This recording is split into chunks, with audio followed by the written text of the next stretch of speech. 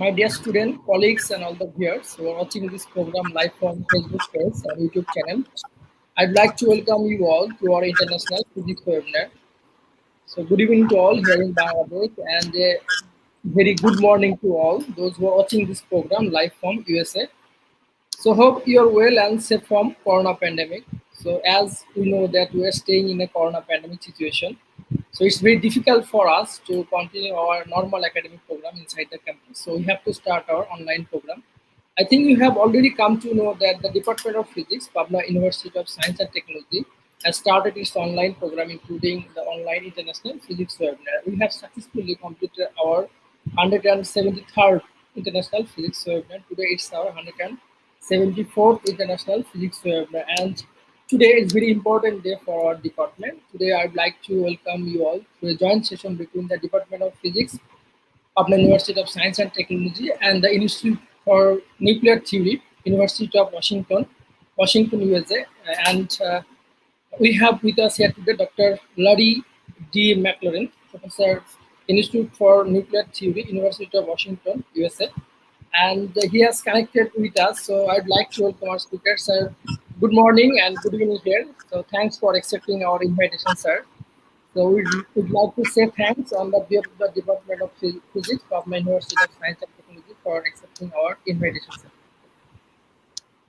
So for those who are new, I'd like to inform you all that we have divided our webinar into three parts. First of all, I'd like to introduce our speaker with all of you, and then our speaker will deliver his speech, and at the end we have a discussion session. In that time anybody can join us, and I think you can you will you have already come to know that the title of this today's international physics webinar title is the what have we learned about the properties of matter from recent observation of neutron stars, and our speaker is Dr. Larry D. McLERRAN, Professor in Institute for Nuclear Theory, University of Washington, USA.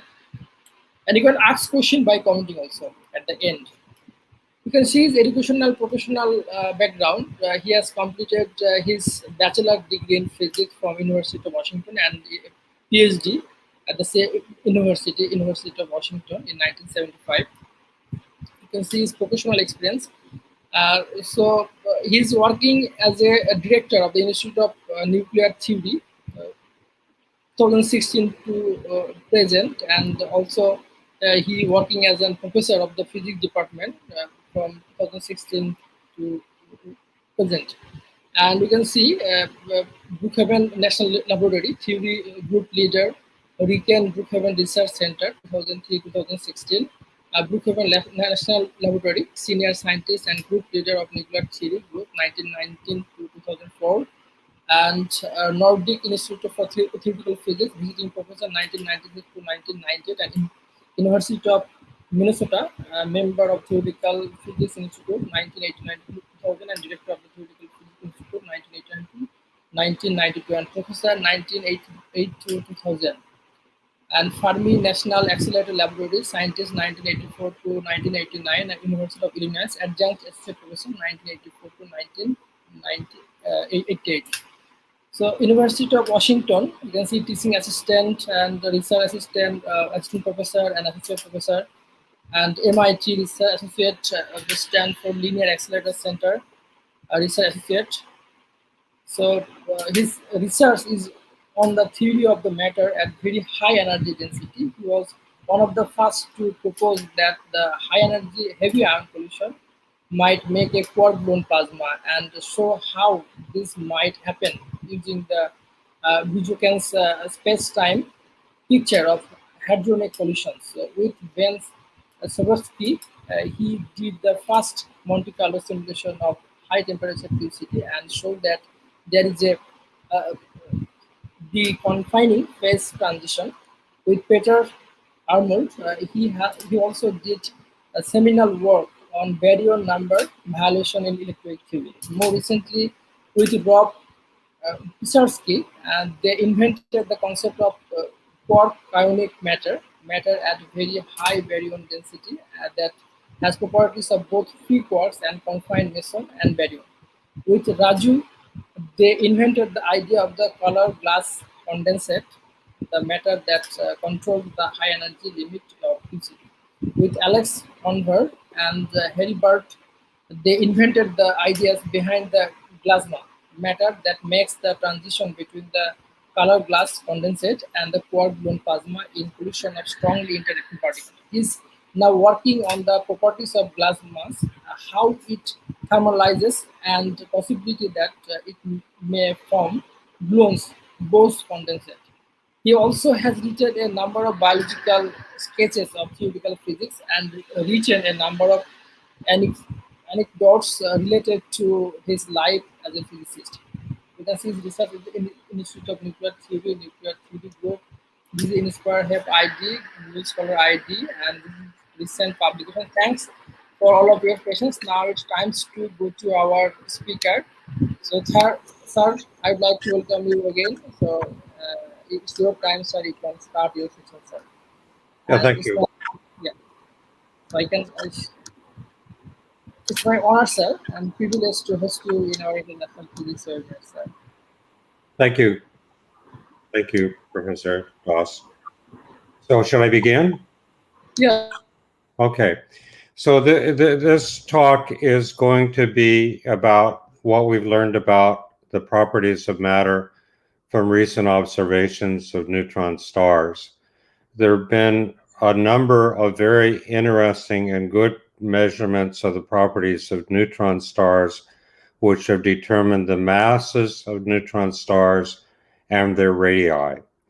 And those measurements have led to this surprising conclusion that we learn much. In fact, we get the best information we have about the properties of matter at energy densities, which are maybe 4, 5, 6 times the energy density of the matter inside of atomic nuclei. So let me begin by trying to understand a little bit about how neutron stars arise. Okay, let's begin with the sun. The sun's our favorite neighborhood star, and it does not collapse because of a trade-off between gravity, which wants to make it collapse, and the pressure of the hot gas of hydrogen and helium that composes the star. The heat associated with the star generates a pressure and prevents it from collapsing. If it tries to collapse, the matter would become more dense.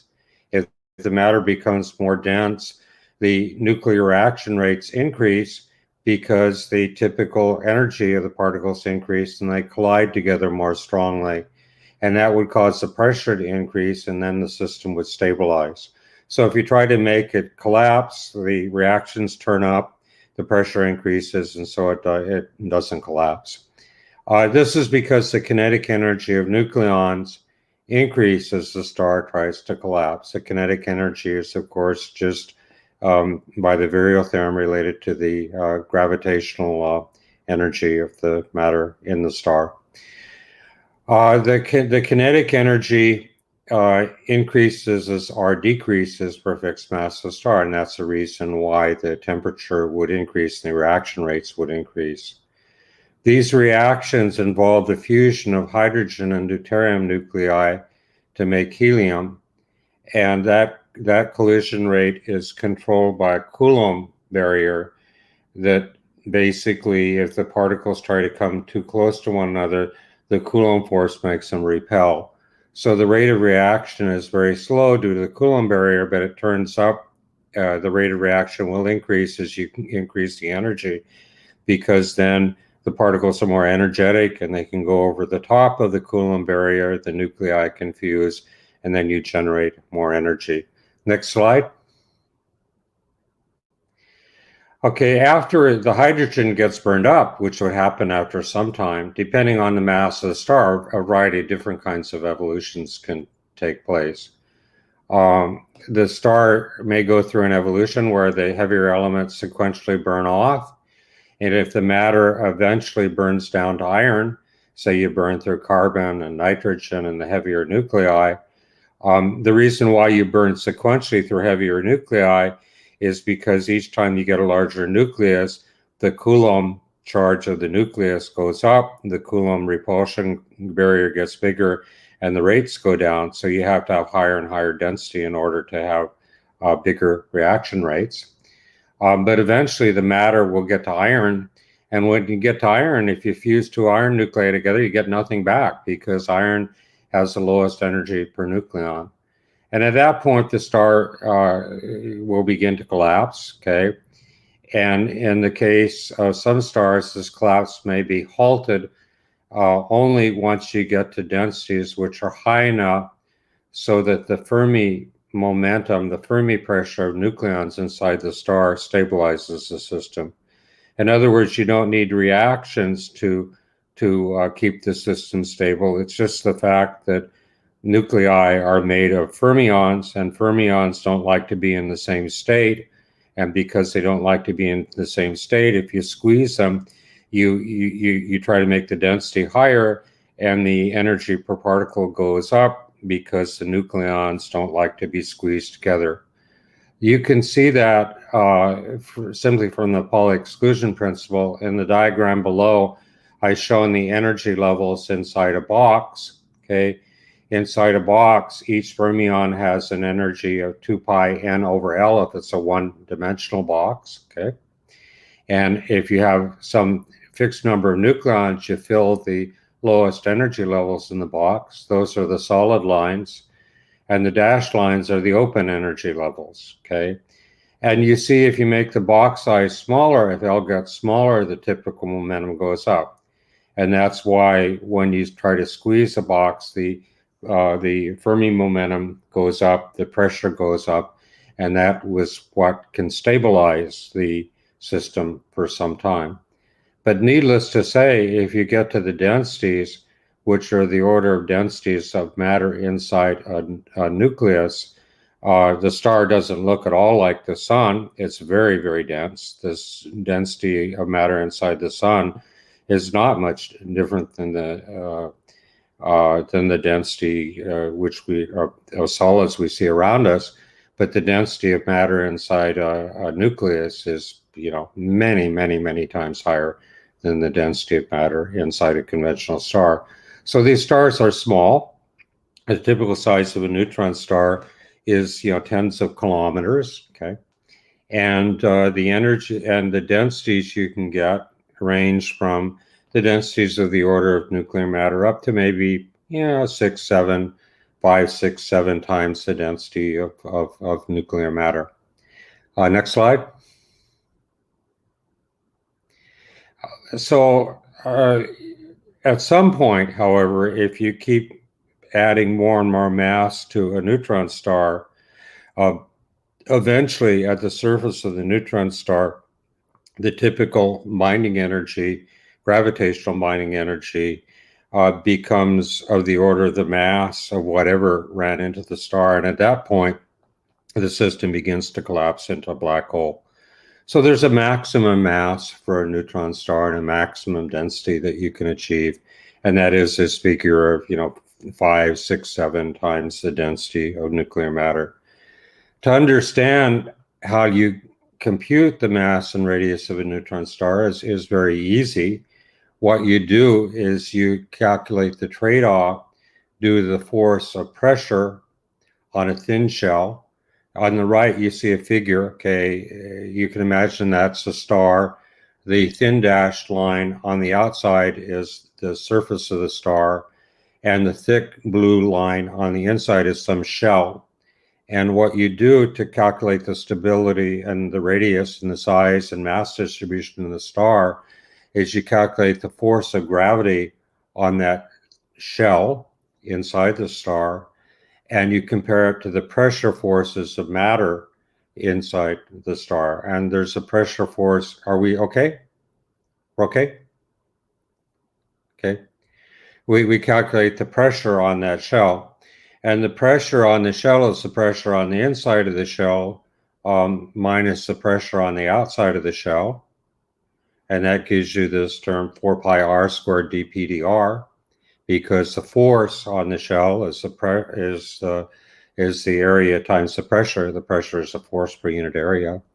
And then you want to calculate the force of gravity on that shell.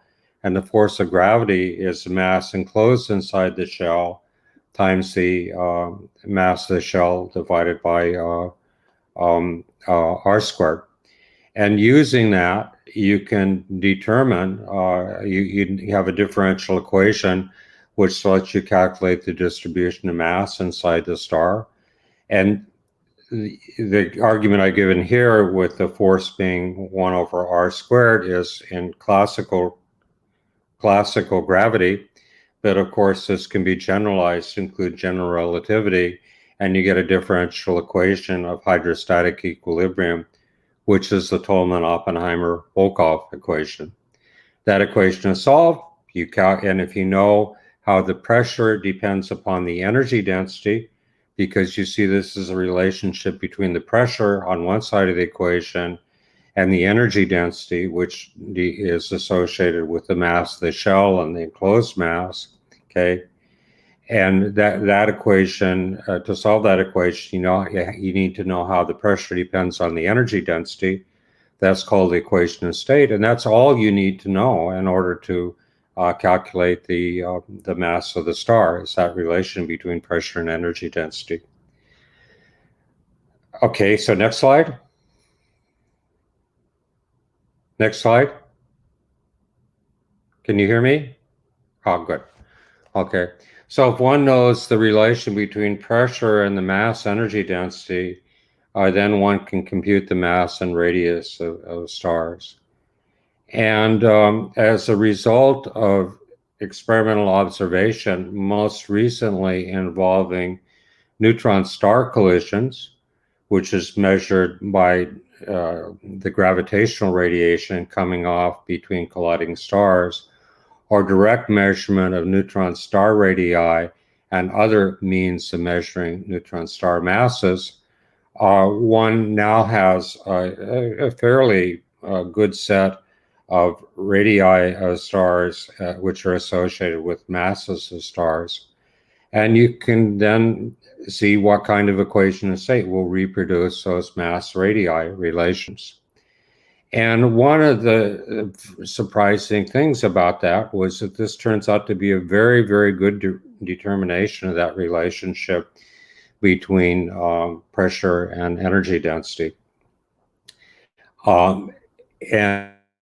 And of course, to do this, you need to know something about the relation between pressure and energy density at low energy densities, because you have to match it on to what's happening at the surface of the star where the energy density is perhaps not so large. And then a region which is unknown is what happens at somewhat above nuclear matter density, up to 5 to 6 times nuclear matter density. Eventually, we'd like to understand this directly in lab-based experiments, but to date, it's just a remarkable fact that these measurements have provided the best determination of this relationship between pressure and energy density. This pressure and energy density relation is characterized by the sound velocity. To see how that works, let's calculate the sound velocity in terms of pressure and energy density. If you have a little piece of matter and you want to get it moving to the right with some velocity v, you can use mass times acceleration. That's the first equation. Rho a dx is the mass in that element. dvdt is the acceleration, and the force is dp times the area, the pressure difference between that and the left and right of that unit of mass, okay? And then you can use flux conservation, namely that if you have some matter, it moves from one place to another, the amount of mass density is conserved. That's d rho v is equal to 0, okay? That gives you a relation, v d rho is equal to minus rho dv. Then you can solve that for dp, and you get a relationship that dp d rho is a sound velocity squared, okay? And this is a textbook relationship which you've probably done in your classes in advanced undergraduate physics. But you see, the sound velocity characterizes this relationship between pressure and energy density. If you know the sound velocity as a function of density, then you can integrate that equation to determine the pressure as a function of energy density. You see that if that sound velocity is small, the pressure doesn't change very much as you change the energy density by a lot. That's called a soft equation of state. What that means is as you squeeze the system to increase the energy density, you don't get a strong restoring force. On the other hand, if that sound velocity squared is big, okay, then dp d rho is big. dp, you change the energy density by a little bit and you change the pressure by a lot, okay? That's called a hard equation of state. Next slide. Okay, well, one of the surprising things about neutron stars is that equation of state turns out to be very, very hard. The maximum sound velocity you can get because of the special theory of relativity is the light velocity. And typically, when one plots the sound velocity, one measures the neutron stars as a function. You plot it as the ratio of the sound velocity divided by the speed of light squared. On the left-hand curve, I've shown a determination of the sound velocity squared divided by the speed of light squared versus the energy density based on the measurements and mass and radii of some stars. This is done by my good friend Kenji Fukushima and a few of his students. And this is a numerical determination. And you see if you're at energy densities, the energy density scale is measured in the units of the energy density of nuclear matter, okay? So 1 is at the energy density, which is typical of the inside of atomic nuclei. He goes out to maybe 6, 7, something like that. So those energy densities are maybe an order of magnitude, almost an order of magnitude larger. Are we there? I lost you. Okay, you're done. Okay, so the energy densities get to be maybe a factor, almost an order of magnitude larger than that inside of atomic nuclei. And the sound velocity on their hand rises from some value, maybe 0.06 or something like that, in the energy density of nuclear matter, up to something as large as 0.6, maybe. And I think all analyses agree that the sound velocity squared becomes greater than or the order of a third. And that number a third is interesting, as we'll see in a later slide. But the speed of sound in dense matter can also be determined by other means. Another determination is shown on the right. This is done by my good friend Sanjay Reddy and his collaborators. On that curve, you have several different kind of equations of state, sound velocity squared versus density. Again, the bottom axis is in terms of the density of nuclear matter. There's one curve which goes down to 0, but for that equation of state, in fact, you never get to energy densities which are higher than 5. So that region is not allowed. The only thing which is so it seems that it's necessary when you get to a few times the energy density of nuclear matter, the sound velocity squared has to exceed a third and becomes of order 1. Next slide. And this is a big surprise, okay? Why is it a big surprise? Well, if you squeeze the system by a factor of 4, the typical length scale is only increasing by 50%, okay? And a gas of ordinary nuclear matter, in ordinary nuclear matter, the typical density scale is small enough so that nucleons are basically non-relativistic particles and their interaction strength is small compared to their mass, okay? So they're basically non-relativistic particles which are they interact strong compared to ordinary atomic forces, but the intrinsic strength of the interaction in nuclear matter is not so big compared to the masses of the nucleons inside, to the mass energy, mc squared, for the energy associated with the mass of nucleons inside of nuclei. On the other hand, it seems like if you squeeze the matter by only a length scale of 50%, just not a very big squeeze, then these particles go from non-relativistic particles to very relativistic particles. The typical density of matter is characterized by a Fermi momentum. That comes from a Fermi gas, okay? And you can sort of see that because remember when we did our calculation before of a Fermi gas in a box, the typical momentum was 2 pi n over L, okay? So there's some maximum n, but if you make L smaller, okay, for fixed n, the density will go up, and the density goes like 1 over L cubed. So that means the density should go like the Fermi momentum cubed. If you calculate this relationship for a free Fermi gas, you can do that. You should maybe as an exercise do that. Calculate the density of matter for a Fermi gas, just free particles in a box, okay? And it will go like the Fermi momentum cubed. The Fermi momentum is the maximum momentum you can have for a particle in the box, because when you fill up energy levels at zero temperature, all the energy levels get filled up until you get to the top energy level. And that top energy level has a typical momentum scale, which is called the Fermi momentum. The energy is the square root of the momentum squared plus the mass squared. Okay, and so the Fermi momentum turns out for an ordinary gas of nuclear matter to be about 200 MeV. You can calculate the Fermi energy associated with that. That's the mass of the nucleon times c squared.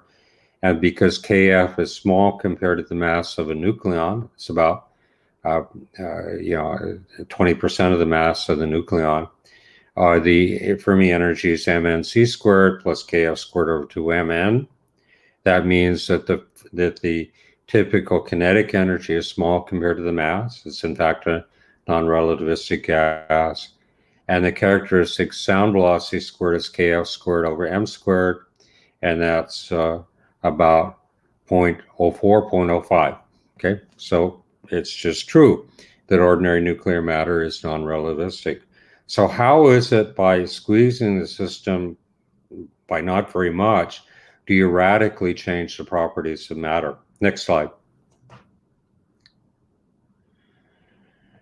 Okay, well, what's believed about nuclear matter is that in spite of the fact that the typical interactions are not so big in nuclear matter, that's not because the intrinsic strength of the nucleon force is big.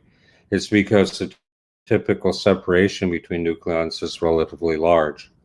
But if you squeeze nucleons on top of one another, the interactions become very, very strong, okay? And those very, very strong interactions, if you were to squeeze the nucleons so they sat on top of one another, the typical interaction energy would become very, very big. It could become of the order of the nucleon mass. So the picture you have of nuclear matter is that you have these particles which are moving around. They don't interact with one another very much, but when they interact, there's a big interaction. And that interaction becomes very, very strong if you try to push the nucleons too closely together. That is, there are hard cores, and if you make the nucleons overlap, those hard core interaction energies will cause the energy density to rise. Well, the surprise is that these hard core interactions are really happening at an energy scale which is lower than I think almost anybody expected. Okay, so the idea is that the nucleon cores are bigger than perhaps one would have thought they had been.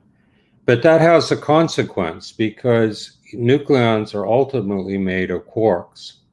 And the quarks are very probably associated with the cores of nucleons.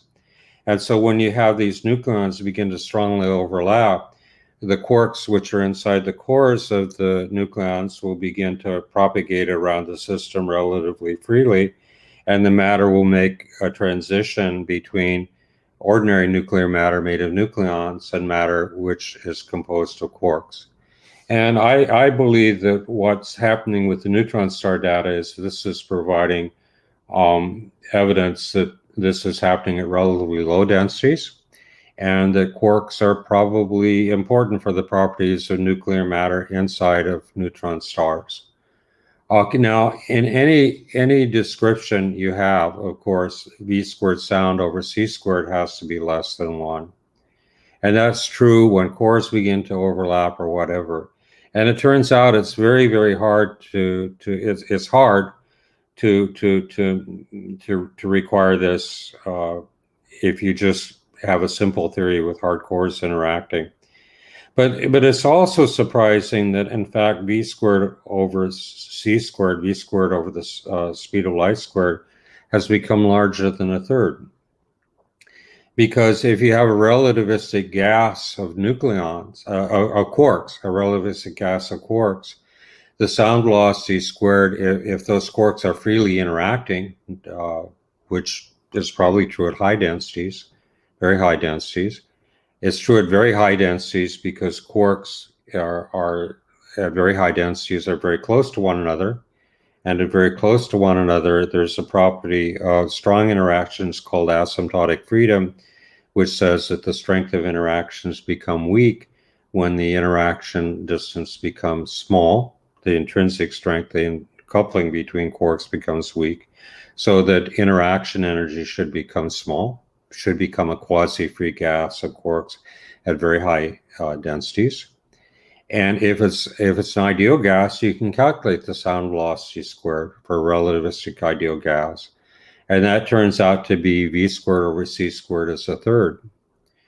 And you can see that because if you have a particle moving in one direction, its average velocity is 1/3 of what it is for all three directions, which means that its velocity squared is 1/3 of c squared. Very, very simple estimate gives that to be true.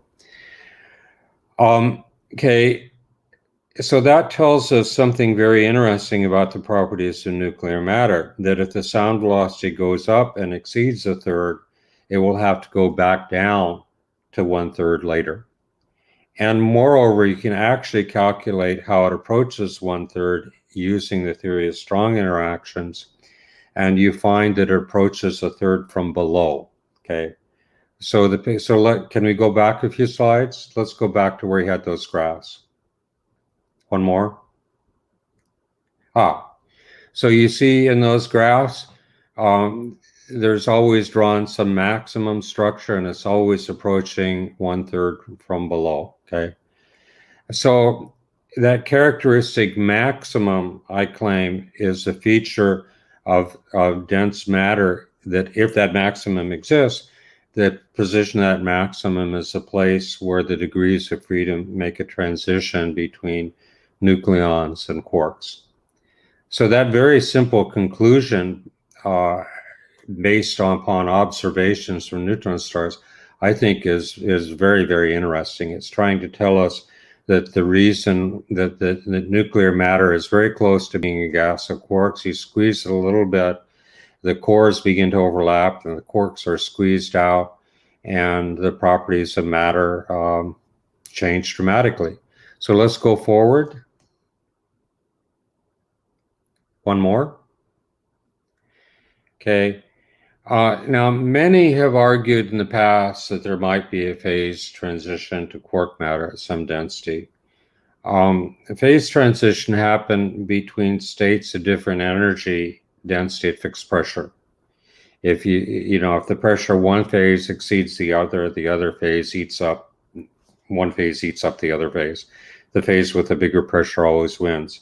So the pressure has to be equal in order that you can have two phases coexisting, and that's characteristic of a first order phase transition. That means as you change the energy density, you convert, say, the lower density phase and the higher density phase, but the pressure doesn't change. So characteristic of first order phase transitions are that dPdE is 0.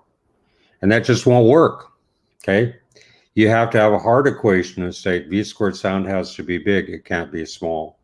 So if you try to describe this transition between quarks and nucleons with some sort of phase transition, you'll have trouble because typically you'll find that the sound velocity squared is not going to be big when you want it to be big. It's going to be small, and that'll generate soft equations of state, and that won't be consistent with what you need. Are you still there?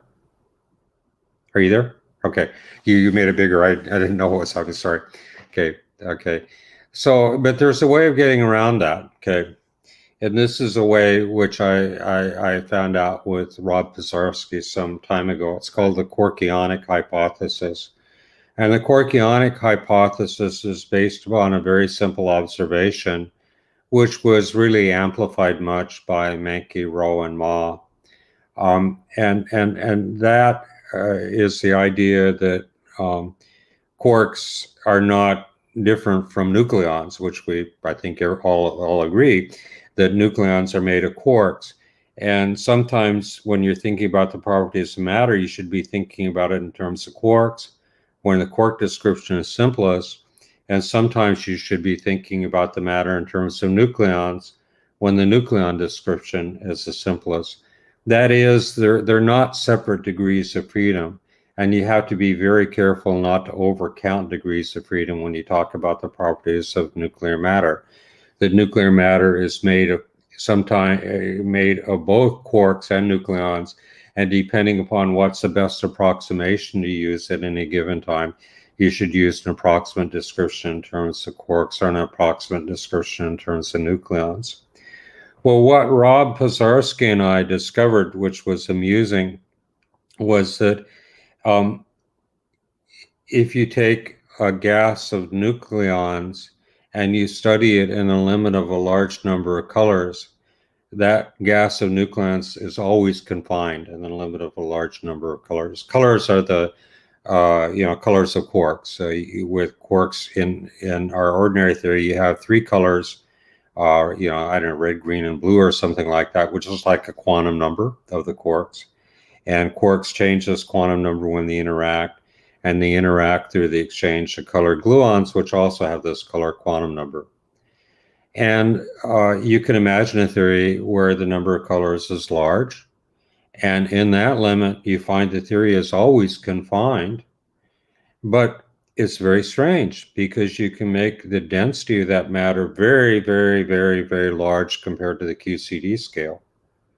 And asymptotic freedom tells you that the interactions of quarks when the energy scale is very, very large compared to the QCD scale should be approximately free interactions. So you're into contradiction. How can you have a system which is confined, which is also weakly interacting? Well, it turns out the way you do that is you have to think about different regions of momentum for the particles which make up the gas. If you have particles with momentum close to the Fermi surface, to the Fermi momentum, this characteristic highest momentum scale, those quarks near that Fermi surface have many states that they can scatter into because those states are not blocked by occupied states of fermions. And that allows them to scatter at small angles and low momentum transfer where the confining forces are important. So near the Fermi surface, the picture is that the quarks and gluons are bound into nucleons and mesons. That's where confinement is important. And by raising the Fermi energy, you don't change the fact that there's still a Fermi surface and there are unoccupied states near the Fermi surface. And so confinement should be an important effect always near the Fermi surface. However, if you go down in momentum inside the Fermi sea, you can't scatter at small angles or low momentum transfer because the states are blocked by occupied states. And in that case, the degrees of freedom are quarks and gluons. So we have this picture that matter at high density is made of quarks inside a Fermi surface, and the Fermi surface is made of confined nucleons, and excitations of that Fermi surface are mesons and nucleons. And that's the Corkionic hypothesis. And in that picture, you see there's no rapid distinction. There's no phase change, which is associated with quarks near the Fermi surface. It's all just a smooth transition. At low densities, the Fermi surface is as thick as the Fermi sea, so it's all nucleons. And as you squeeze the system, making the Fermi momentum higher, the degrees of freedom on the Fermi surface stay nucleons. They just sit on top of the Fermi surface, and you begin to fill up a Fermi sea with quarks inside it. And there's no phase transition. It's just a continuous transition. And that's convenient for this observation about the property of neutron stars, that the equation of state has to be very hard. So next slide. So we can see how this works. I'm gonna do a few equations here, so be patient with me. So if we have quarks have colors, NC colors. If we have a gluon you can think of being generated by a quark and an antiquark combining to a gluon. So it's not surprising that gluons have NC squared degrees of freedom. And if you calculate the effects of screening on the interaction, so this picture, the straight line coming in from the side, the one line coming in from the side, represents, say, a gluon, which is exchanged between quarks, corresponding some potential, some interaction. And that gluon splits apart into two gluons, or a quark-antiquark pair. When that happens, if you use this to calculate the force between some particles in the system, what that pair of gluons or pair of quarks in the bubble in the line represents is it represents a polarization of the media. And in the vacuum, it's called vacuum polarization, okay? And vacuum polarization is an effect which modifies the forces in strong interactions. By the way, it also modifies the force in electromagnetic interactions. You can have polarization due to electron-positron pairs, or in a material, you can have polarization due to particle-hole pairs. Okay, but that polarization can reduce the effect of a force, and at finite temperature, gluons, in fact, do reduce the strength of a linear potential. Okay. And that linear potential will change from a linear potential which confines to potential which isn't confining. So gluons are believed to, at finite temperature and high temperature, to generate the shielding of a confining force and make confinement go away. Now, at finite density, at zero temperature, there aren't any gluons present in the media, okay? So as you change the density, you don't change the gluon content. So if you only had gluons present and you squeeze the system, you'd always be confined. But now you see what happens is the gluons are much stronger in the limit of large NC. So you adjust the coupling constant so that the effects of gluons on the large NC limit have some fixed strength.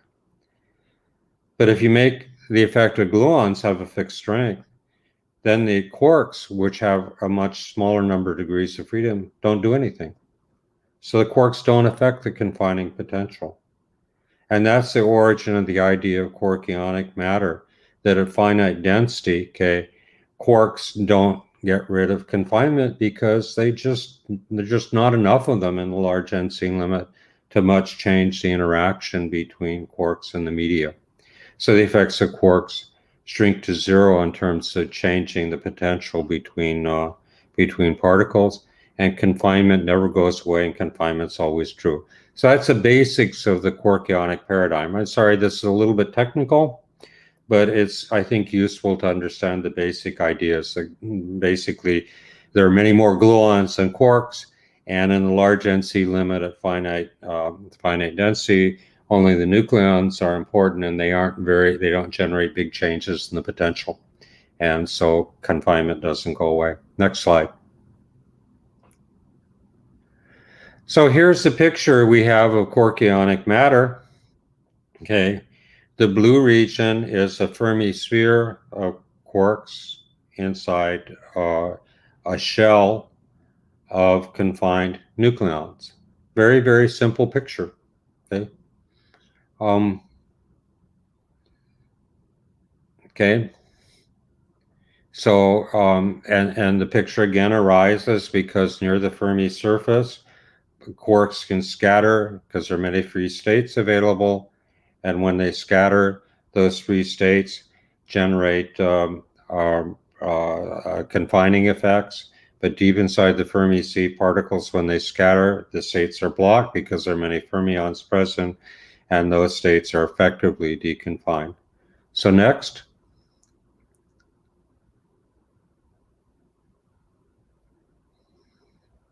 So what do we expect if we have a gas of nucleons interacting with the hard cores? Okay. Well, if we have hard cores and we try to squeeze nucleons together, at some point, all those hard cores will overlap and we can't increase the density anymore. So in a hardcore gas of nucleons, there should be some limiting density, okay? And as the density approaches this limiting density, even though the density is finite, the typical energy of the nucleons is going to become very, very big. The top of the Fermi sea will, in fact, diverge because that's the state with the maximum energy. And because they're all squeezed together very tightly, that means that the energy of particles at the top of the Fermi sea will diverge in the limit that you take n to n max. Okay. So how might quarks appear? Well, in the constituent quark model, the nucleon mass is simply the number of quarks times the mass of a quark. And that means in the Fermi gas, the typical energy of a nucleon is Nc times the energy of a quark. That's just the constituent model, thinking about nucleons as Nc quarks. Okay, that's very simple. So that the typical Fermi momentum of quarks times Nc is the Fermi momentum of nucleons, because the energy is the square root of k squared plus m squared. If m changes by Nc and E changes by Nc, then the momentum will change by Nc also, okay? So that says that in the constituent quark model, if you think about nucleon degrees of freedom compared to quark degrees of freedom, there's a factor of Nc different between the masses and the energy and momentum scales. Next slide. Okay, well, if you then calculate the density of nucleons in terms of the Fermi momentum, that'll go like the Fermi momentum cubed, okay? And that could, if it was just a free gas of nucleons propagating in a region which is blocked off by hard cores, it's a reasonable model to describe what happens to nucleons in some volume where the hard core region keeps them out of it and some region where they're free particles. That means that the density of nucleons will go like the Fermi momentum cubed in that volume. But you see what will happen is that the Fermi momentum cubed is becoming very, very big. And so it seems like the density would become very, very large. But if we go back to our shell picture, we see we can solve that. We just make the density of nuclear matter the density of matter associated with particles in that shell. The shell has an area K Fermi squared and has a thickness delta K. So as you make the Fermi momentum bigger and bigger, if you make the thickness of the shell smaller, you can adjust it so the density doesn't get larger than the hard core density. Okay, that's nice. And then you have to ask what happens to the quarks. Well, the quarks are sitting at some momentum scale, which is at the bottom of that shell, which is the Fermi momentum at the surface, K Fermi nucleon, minus delta K, where delta K is the thickness of the shell. And because of this factor of Nc between the nucleons and the quarks, K quark is K nucleon over Nc, the density of baryons and quarks is K Fermi cubed over Nc cubed. So now you can see what happens, okay? When you first get to some density where K Fermi nucleon cube becomes of the density of this hard core density, you calculate the density of baryons and quarks, and there's almost none because it's suppressed by 1 over NC cubed. But then what happens is as you begin to make KF bigger and bigger because the hardcore interactions become stronger, the density can't get bigger. The shell has to get thinner. So again, you can keep the density of nucleons fixed, but you can make the density of baryons and the quarks become bigger and bigger, starting from something very small. And it doesn't really become of order, the hardcore density, until the quarks quark Fermi momentum is of order lambda QCD, and that's a Fermi momentum of the nucleons, which is NC times lambda QCD, which is the limit where the nucleons are relativistic. So very naturally in this Corkionic picture with the shell structure, you find a picture where even though the density of nuclear matter saturates, the typical Fermi momentum and Fermi energy scale gets bigger and bigger, and the quarks turn on and become a larger component of the matter, and until the density in quarks becomes of the order of the density of this hardcore density, and then the system, as you go to higher density, becomes more dominated by quarks. So what happens is the Fermi momentum is rising while the density stays fixed. And that's exactly what you want, because the Fermi momentum is a measure of the energy scale, the sound velocity is going up, particles are becoming relativistic in this region, and it's happening in a small range of density. So Corkionic matter, I claim, has a nice and simple and intuitive explanation for how quark degrees of freedom might become important in neutron stars. So next slide. So, I should warn you that all of these things I'm saying about Corkionic matter are controversial. They're issues which some people believe, and some people I believe strongly, and some people believe is absolute nonsense. That's the nature of scientific controversy. Scientific discussion should be civilized. It should be done in a polite way, and it is done in a polite way. But the convictions that people have about what is right are very strong, and it takes some time before people agree on what is the correct description. So what I'm telling you is, in fact, very controversial and very radical. It may be accepted by some people. It's certainly not accepted by all, but it's certainly, I think, accepted by now because of this large sound velocity one has found that something very, very interesting is happening to nuclear matter at a few times nuclear matter densities, and we need to understand it. And Corkionic matter provides one way of understanding it, and perhaps you later may find another way of understanding it, which is simpler and is ultimately correct. And what I'm telling you is all absolute nonsense. Or it may be true that this provides a basis of a good understanding, and maybe it's ultimately true. I think the way these things get resolved is, of course, you can have better measurements in neutron stars, and one will get better resolution of what's happening there and other properties of neutron stars. But I think it's also important to remember that to really draw physics conclusions, we need experiments which we can do on Earth.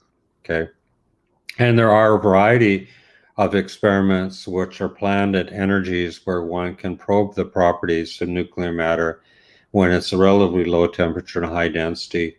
Here's a plot which is originally drawn by my good friend David Blaschke. It's got lots of stuff on it. It's got a region where there's hadrons, which is matter confined into nucleons and mesons. There's a region of quarks and gluons where quarks and gluons are deconfined. And my good friend David was polite enough to even draw on there a Corkionic phase where the matter is confined, even though it's effectively described in terms of quarks. And at very high densities, there's even color superconductivity. And it gives you some idea of the experiments you can do. The red line corresponds to Rick in the L8C. However, with the beam energy scan and RIC, by going to low energies in RIC, that's the purple line at the top of the curve, you can get down to maybe some high baryon densities, but the temperature's relatively low. There's a machine which is starting up in Russia, Nika, and Nika is the blue line, and Nika can get down to temperatures of the order of 100 MeV and densities which are maybe, I don't know, maybe even an order of magnitude larger than the density of matter in nucleon stars. Matter an order of magnitude larger than nuclear densities, okay? And then there's also experiments which one can imagine at lower energies where one might get to regions which have characteristic temperature scales and densities which are high density and even lower temperatures. I should say that in collisions in neutron stars, the typical temperature scales are the order of hundreds of MeV, and the densities are in this scale. The static properties of neutron stars, which I use to determine the properties of equation of state, are after the stars have collided, they cool down, and the temperature is small compared to the density. Next slide. Here's an example of something which can let you perhaps determine the sound velocity. If you measure fluctuations and the production of baryons in neutron stars, it turns out there are moments of the distribution of fluctuations of baryons produced in heavy ion collisions, which give you the sound velocity. In fact, these coefficients K1, K3, and K2 are different characteristic types of fluctuations, first moment, third moment, second moment of the density. And that turns out to be proportional to d logarithm V sound squared dn, V squared sound. And the yellowish stars on that plot are what the experimentalists believe the typical temperatures and Fermi energies are, which you measure in such collisions. The blue are what might be more reasonable because these are things which are probed as the system collides, which get you to slightly higher values of chemical potentials and temperatures. The main point in that plot is you see there are those black lines. The black line on the left, the small black line, is where people believe there is a phase transition of ordinary nuclear matter between a gas of nucleons and a liquid of nucleons. And the line on the right is where some people believe there's a chiral phase transition, where the mass of the nucleon would shrink to zero, or maybe there might be other ways it could happen, but chiral symmetry is restored. And that region in the middle, which is red, is where there's a maximum of the sound velocity, because remember, before I argued that if you had a first order phase transition, the sound velocity would go to zero. So the sound velocity should go to zero near those black lines. And so in the region in between, there should be a maximum. And that maximum may correspond to the maximum one sees in neutron stars. And perhaps with some luck, one might get into a region in experiment where by measuring fluctuations, some moments of fluctuations in the distribution of baryons, one might be able to actually measure some properties of the sound velocity. But this is just the beginning of a story, because in the past, people thought the region between the chiral symmetry restoration phase transition and the liquid gas phase transition was boring and uninteresting and nothing happened there. And maybe what happens is the physics, which is important for neutron stars, happens there. And that's a region where you're seeing the trade-off between and the real transition between nucleon degrees of freedom and quark degrees of freedom. Well, I think I want to finish now. I think I'm to the end of what I wanted to present. And I guess it's time for questions. And thank you again, Pretam. You did that perfectly. It worked very well. Okay. Thank you, sir. for your wonderful presentation. So we have got few questions in inbox already. Let's see, inbox. Where's that at? I can send the question in the chat box so you can see.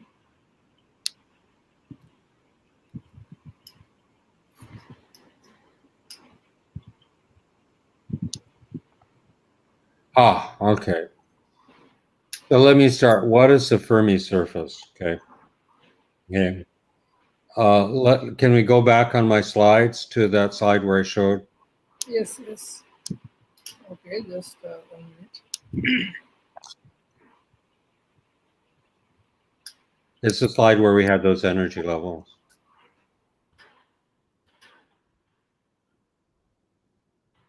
Back still, back, back. There, that's it. No, forward one. Forward one. There, that's it. Okay. So to understand a Fermi surface, let's look at this plot. Okay.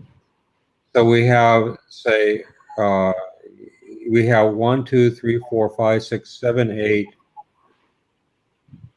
If I count right, 8 solid blue lines. So that corresponds to a system with 8 nucleons in it. Okay. And the dashed lines are states which have no nucleons in it. Okay. So if we try to fill a gas up in a box of size L with fermions, okay, fermions can't occupy the same energy level. So in fact, there's probably 16 fermions in there because there are 2 spin states for each fermion in each energy level. So we put 16 fermions into that box, and they all fill up the bottom levels, so bottom energy levels of that box. The highest energy level of that box, okay, which is filled, is the Fermi energy, and the Fermi surface is a set of particles, and that's in one dimension, okay. If you have 2 or 3 dimensions, okay, you fill up a sphere because you fill up all the particles which have an energy less than Fermi energy, and that Fermi energy will characterize the surface of a sphere, and the Fermi Fermi energy corresponds to that Fermi surface when there's a sphere of energy levels which are filled up. How do neutron stars start and form? Usually people think neutron stars are formed when a star is burning off its fuel, okay, its nuclear fuel, and it begins to collapse. And it collapses by an explosion. And that explosion blows off a lot of gas, a supernova, and what's left over, the remnants of that explosion, are the neutron star. What is the quark gluon plasma? Okay. We've been talking here about quarks at low temperature and a Fermi gas of quarks. If you have a gas at finite temperature, okay, as well as density, you can also get to high energy densities by just increasing the temperature. You don't need a baryon density to do that. You can make the temperature very big. You can make the temperature correspond to an energy scale which is many, many times the mass of a nucleon. When that happens, hadron degrees of freedom, mesons, mesons and nucleons have a density which is so high that the characteristic separation between the nucleons, mesons, is small compared to the typical scale of QCD, which is about a Fermi, small compared to nucleon or meson size. When that density gets very, very big, the quarks and gluons are the important degrees of freedom because you can no longer think of the degrees of freedom as being made of hadrons. The quarks and gluons have all leaked out. That matter which is made of quarks and gluons is called a quark gluon plasma.